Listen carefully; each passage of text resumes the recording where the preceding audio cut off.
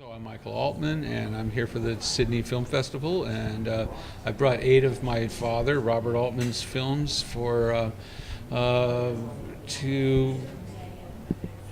show for the festival. We've got a little retrospective running, and it's a great selection of films, and I'm real excited about being here. It's fabulous. Are these films that you selected yourself? There was some. It's just like the Rolling Stones come on, and everybody goes, "Play Satisfaction," or Zeppelin's here, and we're going, "Play Stairway to Heaven." So there's some that you just basically have to run, MASH and Nashville and whatnot. But I got to pick 2 or 3 of the other ones, and that I insisted, like A Wedding, for instance, which is not on the hit list for most people.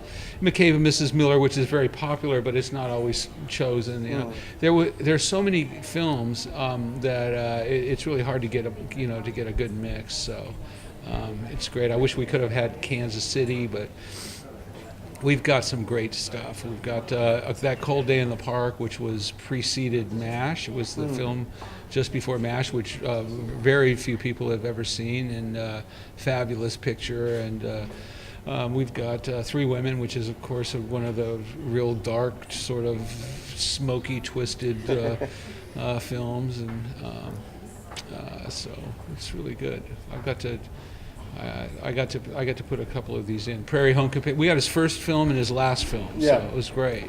And you're going to be speaking as well and introducing? I'll be doing introductions. We're doing a big thing with Nashville. I'm doing a talk later, I think today, in the town hall, where we're just kind of going through the whole filmography, which is quite a lot of material. And then I also brought some shorts and some family films that we're going to be doing for just some little fun stuff that nobody's seen, So it's kind of exciting.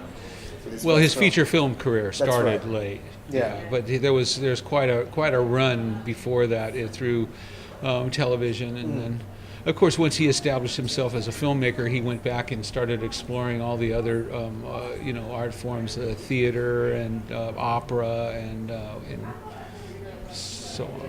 Well, MASH basically kicked it off. That was 1969, 68, 69 when he actually started his career. And then there was quite a few ups and downs, but from that point forward, which I was 13, 14 when that was going on, when MASH had started, and from that point forward it was nonstop.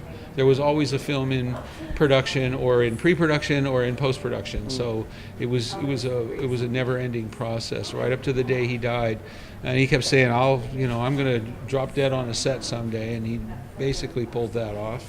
He went right up to the end working. So, and there was a few films that were getting ready to go when he passed away in 2006. So.